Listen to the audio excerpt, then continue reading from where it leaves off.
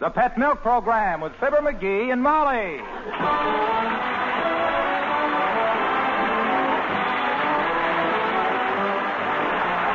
The first evaporated milk, Pet Milk, presents Fibber, MCGee, and Molly with Bill Thompson, Gail Gordon, Dick LeGrand, John McIntyre, and me, Harlow Wilcox. The show is written by Phil Leslie and Keith Fowler and directed by Max Hutto with music by the King's Men and Billy Mills Orchestra.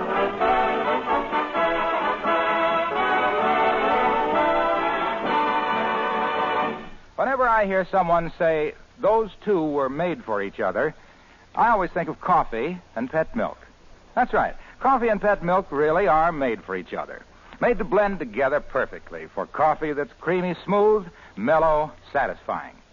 Because pet milk is sweet country milk concentrated to double richness by evaporation, it's twice as rich in cream as ordinary milk. Yet, rich as it is, pet milk costs less than half as much as cream.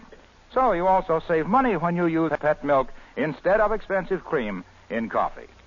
If you haven't already joined the millions of coffee lovers who enjoy coffee with pet milk, try it tomorrow, and you'll know what I mean when I say pet milk and coffee are made for each other.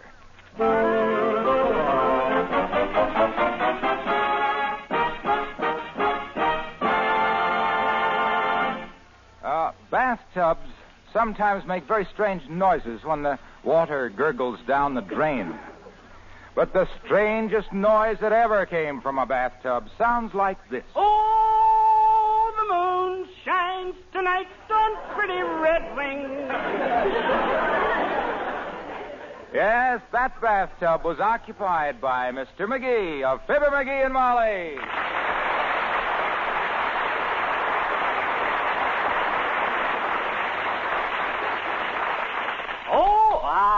I feel great this morning, Molly. Full of vim and vinegar. Did you hear me singing up there in the bathtub a minute ago? Singing? I thought you were drowning. I started to run upstairs and see if you were all right, but the phone rang and I had to answer. Oh, I was okay, just singing. I often think I made a mistake not keeping on with my vocal career. Really? I might have been a big name in the music game like Crosby or Como or Ferdinand Dinwiddie. Who in the world is Ferdinand Dinwiddie? You don't know? My gosh, kiddo, you don't know much about music. You've heard of Johnny Ray? Yes. Well, Ferdinand Dinwiddie is the guy who wrings out Johnny Ray's handkerchiefs.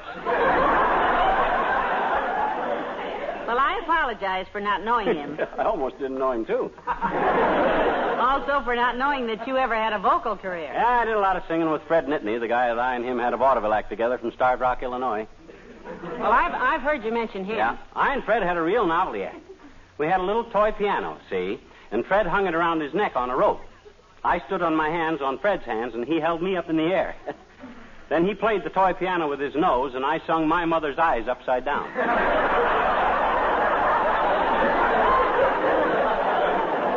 That should have been a great act for Mother's Day. We had to give it up, though.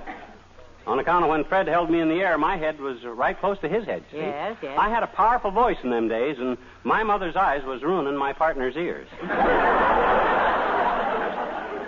Well, maybe it's just as well you gave it up, lover. We're happy now.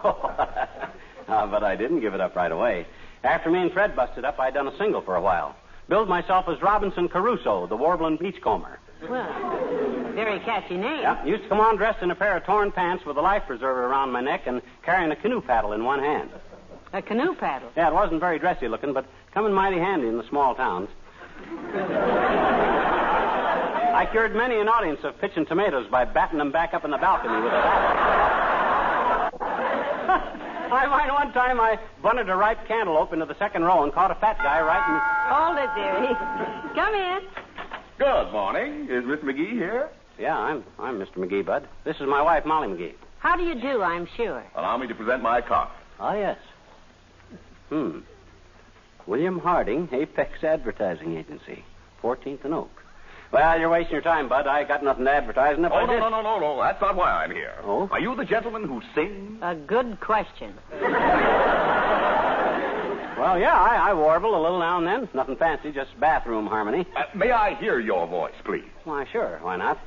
Oh, the moon shines tonight on pretty Red Wing. That's it. That's what I've been searching for. At last, I've tracked you down. Well, now, he has a right to sing in his own home. Sure. Nobody ever complained before and got anywhere with it. Oh, no, Mrs. McGee. You misunderstood me. I admire his voice. You do? Tremendously. Hey, what is this? I've often stood on my front porch and listened to him sing, but I could never quite place the direction his voice came from. Just a little too faint. How far you live from here? 5 blocks. I just ain't got the power I used to have. Mr. McGee, I have a deal for you. Take it. My agency specializes in singing commercials for radio and television. Yeah? We record them, and they're heard in millions of homes around the country. Yeah? And I want you to make one for us today. Oh, now, if this is a practical joke, Mr. Harding, I don't... No, it's not a joke, Mrs. McGee. We're recording a commercial this afternoon, and your husband has the ideal voice for the solo part, the perfect voice. Well, you see, kiddo? For 20 years, you've been living in a nest with a nightingale and didn't even know it. Will you be at my office at 3 o'clock for the recording, Mr. McGee? I'll be there, you betcha. Thank you, sir. I'll be expecting you. Goodbye. Well, my dear, now what you got to say? McGee, I'm speechless. Well, I ain't surprised. You wives are all alike, you know it? To you, a husband is only something around the house that you take for granted with pants on. It don't occur to you that we got talent. I'm sorry, dearie. Goodness knows I never meant to underestimate you. A woman's got a man with a voice that attracts attention 5 blocks away, but does she appreciate him? Not her. She wants to go out some enchanted evening and watch Pinz's tonsils wiggle across a crowded room.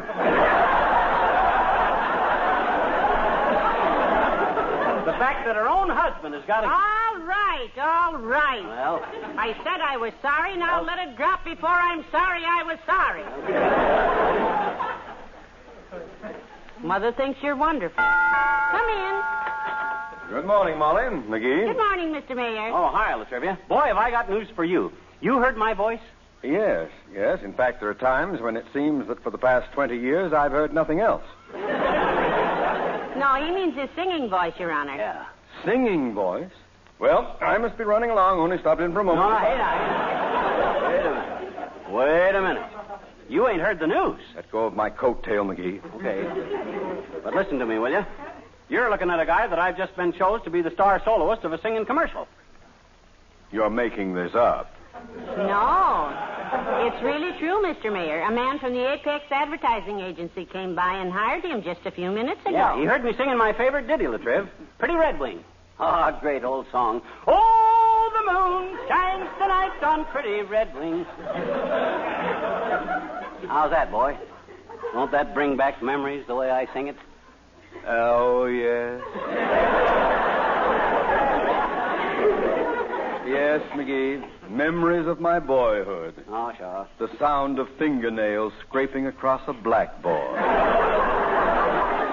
The southbound freight from my hometown hitting an open switch at midnight.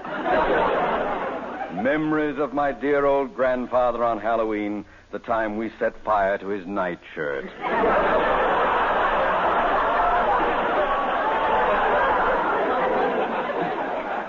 I think that must be the charm of my voice, Homer. It sort of takes people back. Way back. It's got a certain something, don't you think? Yes, I'm not certain what the something is, but oh, you've got it. And my heart bleeds for you. The trouble with you, Latriv, is you ain't hep to music. You just don't dig my voice. Well, I should be able to. There's certainly enough gravel in it. Well, now, the fact remains, Mr. Mayor, he has been hired to sing this afternoon. You betcha. Well, you should take care of a voice like that, McGee. Watch your throat. Yeah? Now, I have a simple home remedy that should be just the thing for you. Oh? Yes, an ordinary lemon and a roll of gauze bandage. Oh? How would he use it, Mr. Mayor? Soak the bandage in lemon juice and wrap up his throat, I suppose? No. Just open his mouth, put the whole lemon in it, and tie it shut with the bandage. Oh, that's ridiculous. Yes, looking at your mouth, I suppose it is. Yes, make it a grapefruit, Molly.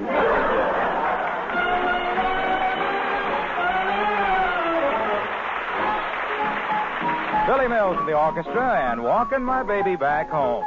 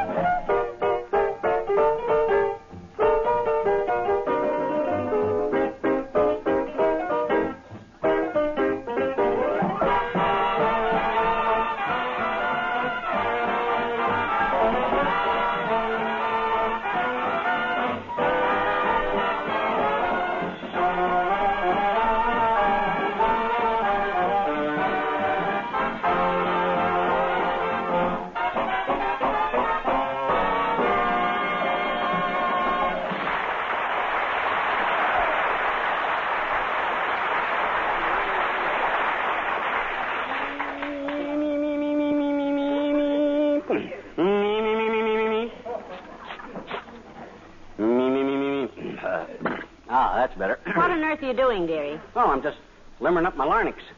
For the recording this afternoon. I sprayed my throat. With what? This atomizer here. That's my cologne. Oh. Well, that was a waste of time, wasn't it? My voice is already sweet enough. How true, how true. You know, I've been giving this singing commercial racket a lot of thought, kiddo, and there's a barrel of dough in this stuff, you know it? I figure I can collect 2 ways. 2 ways? Betcha. First, I'll make a fortune with everybody bidding against each other to make me sing for them. Yes? That we know. But they might run out of commercials that are good enough for me to sing. Aha, so you've written some commercials of your own. Ah, you said it. And they're knockouts. Listen to this one I made up for a used car dealer.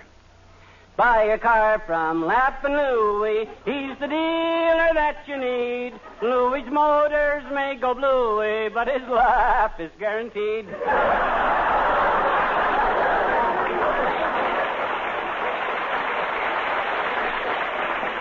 You like that one, kiddo? It's just lovely, dearie. Mm-hmm. I've never heard of Laughing Louie, though. Well, me either, but don't worry. Once that melody gets around, 16 guys named Louie will open up car lots and start laughing. Your brain is working overtime today. I got another one that ought to fracture every woman that tunes in her radio. It's for reducing pills. You've heard of Dr. Jackson's pound-off pills. No, but I bet I will. You said it.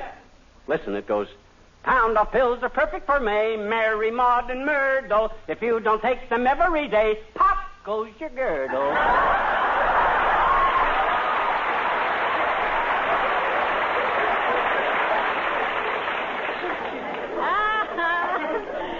The world's been waiting for that one.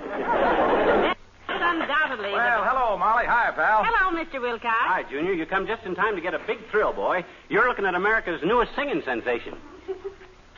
How was that again? This is quite a thing, Mr. Wilcox. Yeah. He's had an offer to do a singing commercial, and all of a sudden he's become the father of the Andrews sisters. Oh, my gosh, it's a big honor. Why, sure it is, pal, and I'm very happy for you. I'd ask you to do a singing commercial about the fine foods prepared with pet milk, but we don't need one. No, we don't need it. Every dish prepared with pet is a singing commercial in itself. How can you call food a singing commercial, Mr. Oh, Wilcox? Molly, you're sticking your neck right in the noose. Oh. Well, those commercials are usually sung by 3 types of voices, Molly. Tenor, bass, and baritone. When you cook your meals with pet, you get all 3 of those. I get tenor? Of course. Tenor? Sure. Pet milk dishes are not only rich and tasty, but they're economical, too. Where's the tenor? For a very low cost, you can whip up a delicious dish that will serve 10 or more people.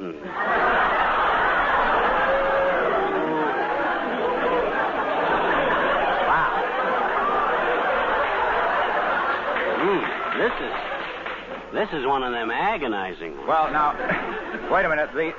The bass, obviously. It's quite obvious. Yes. Not to me it isn't. Well, now, wait a minute, Molly. Look, suppose a girl wants a man to propose. Yeah? She should fix rich desserts for him and sauces and meat gravies, all made with pet. But what about bass? Yeah. Well, if she doesn't do that, she'll never get to first. Why don't you steal home, Junior? Quietly, before you get thrown out. Now, wait a minute, just a second. Baritone, I must admit, is a little more complicated. More complicated? Yes, but I'm sure I can make it clear. Oh, I bet you can. Yep. Pet milk is especially fine for dishes such as creamed tuna fish. Oh? Serve it to anyone, and they'll love it, even if they never could stand that kind of fish before. You don't mean... Yes, even if they never could bear a tuna. Goodbye now.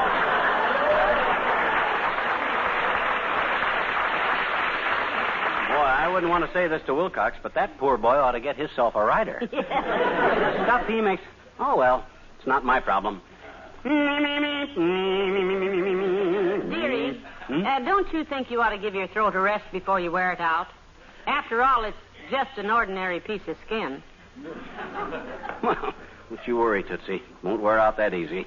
In the days when I sung for a living, people used to say to me, McGee, they used to say to me, you must have a leather throat with lungs to match. And I still got it. And them.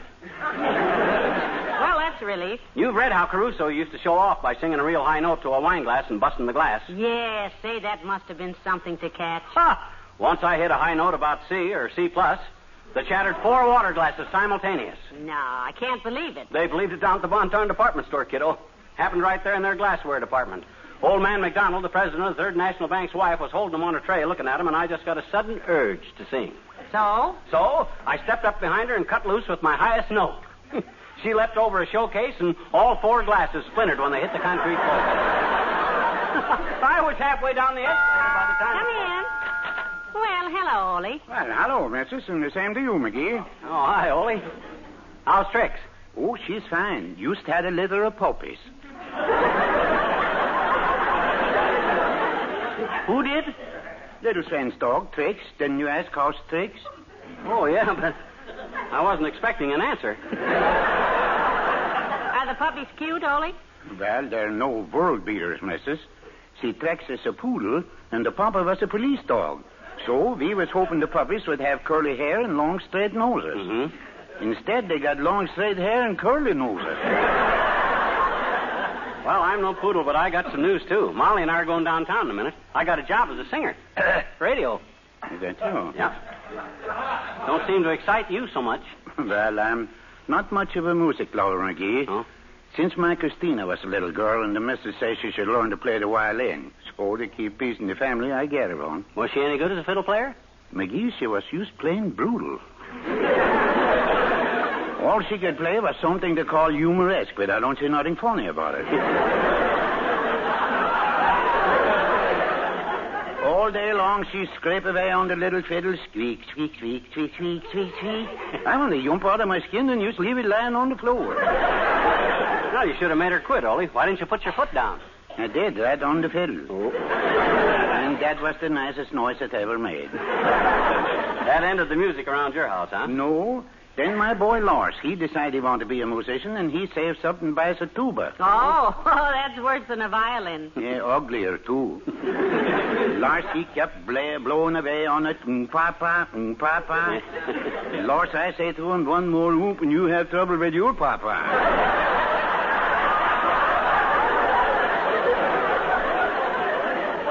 Did he give it up? Finally, McGee. It was a hot day in July, and Lars, he blew his brains out on the tuba, but nothing comes out of it. Oh? So he kept on puffing till he got purple in the face, and at last something came out. And Pa? No, my littlest boy Sven. Oh. He'd crawled in the tuba so Lars could blow on him and make him cool. So long. So long.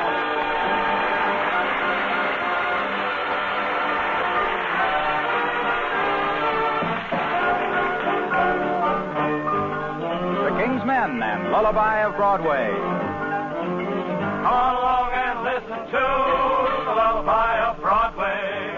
The hip hooray and ballyhoo, the Lullaby of Broadway. The rumble of a subway train, the battle of the taxis. The daffodils do entertain, the Angelos and Maxis. When the Broadway baby says goodnight, it's early in the morning. And babies don't sleep tight until the dawn. Good night, baby. Good night. Milkman's on his way. Party's over now, hanging over now. It's another day. Gotta hit the hay now that I'm so full of cheer. Take me home and let me hear the Broadway lullaby. Come on along and listen to the Lullaby of Broadway. The hidey-ho and hullabaloo, the Lullaby of Broadway. The rhythm lifts you off the ground, you feel a little bit crazy. You rock by your baby round till everything grows hazy. I will buy you this and that, you will hear a daddy saying. Baby comes home to her flat to sleep all day. Good night, baby. Good night, milkman's on his way. Good night, baby. Sleep tight, why not call it a day? Listen, listen to the lullaby of old Broadway.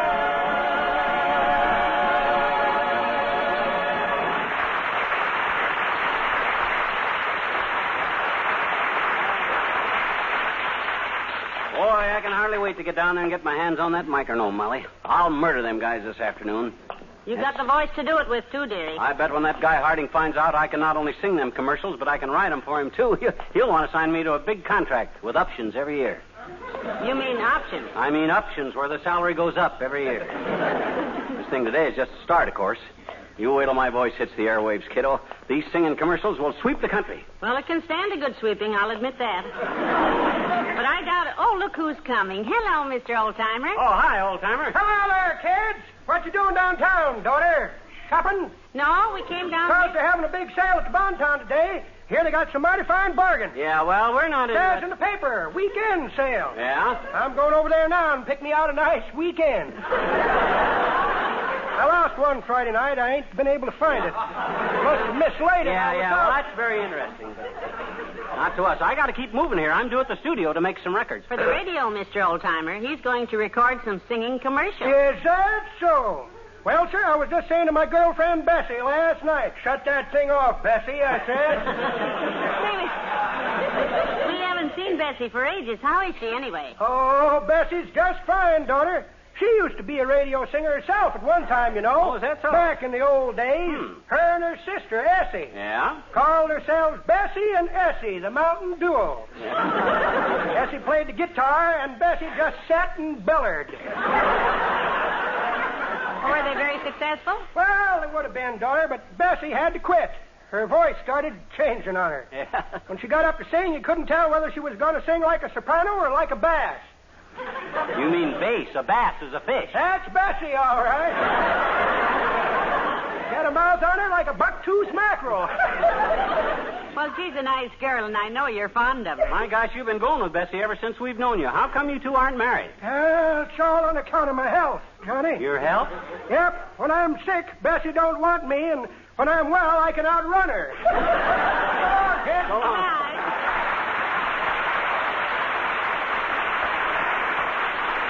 Well, come on, Molly. Here's the place, Apex Advertising. Come on in. You know, this is kind of exciting, dearie. Isn't this a nice office? Yeah.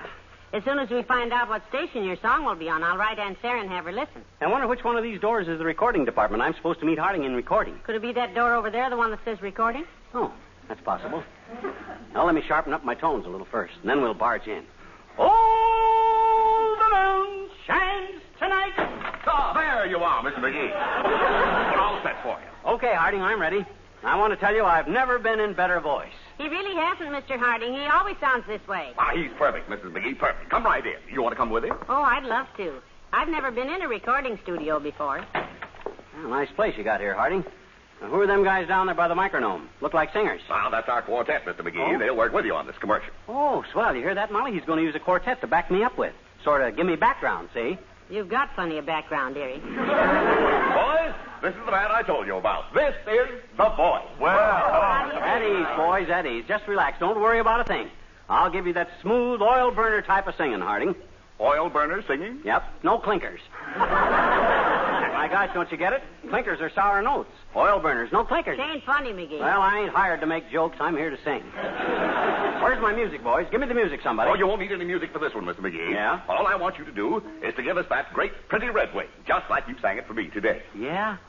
Pretty Red Wing, huh? Just exactly like you did it today. Oh, he does that good, real good. The boys here will sing a short verse, you see. Yeah? And when I throw you a cue, you take right off, McGee. You got it?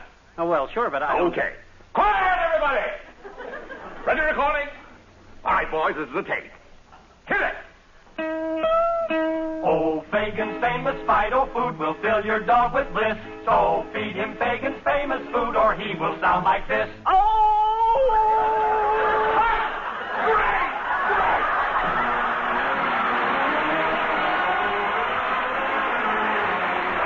Fibber and Molly return in a moment. Hey, now, this commercial is for husbands only, especially you husbands who help with the family food shopping. When your wife isn't along to sort of keep an eye on you, I know it's a temptation to reach for this and that and not pay too much attention to the list she gave you. But please, fellas, whatever you do, don't forget the pet evaporated milk. You know what happens if there's no pet milk in the house? There's none of that good milk gravy you like with your meat and potatoes. It's pet milk that makes that gravy so good. There's no cream pie for dessert either, because without pet milk, how's your wife going to make that wonderful kind of cream pie that you like? And how about the baby? Don't you know that every day in every way your baby gets stronger and sturdier because of pet evaporated milk? Another thing, your coffee isn't going to taste half so good if there's no pet milk to put in it. I've only got a minute, or I'd tell you about dozens of ways your wife uses pet milk so you can enjoy every meal more. But take my word for it, will you, as man to man. And remember, when you do the family food shopping, be sure to take home some pet evaporated milk. You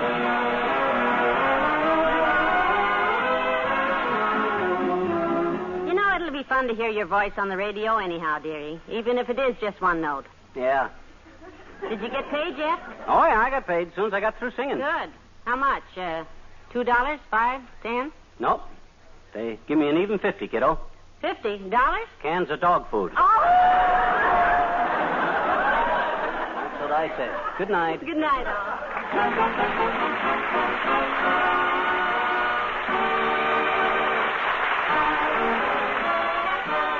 The first evaporated milk, Pet Milk, brings you Fibber, McGee, and Molly each week at this time. Be with us again next Tuesday night, won't you?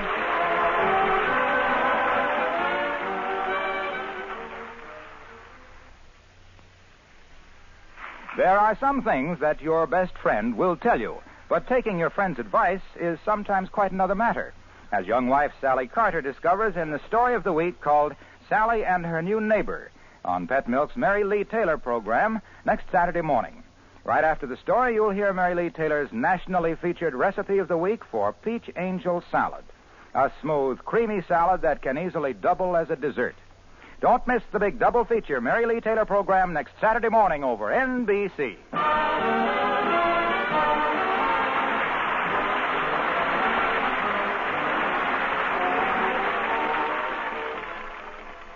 Tonight, hear What's My Line on NBC.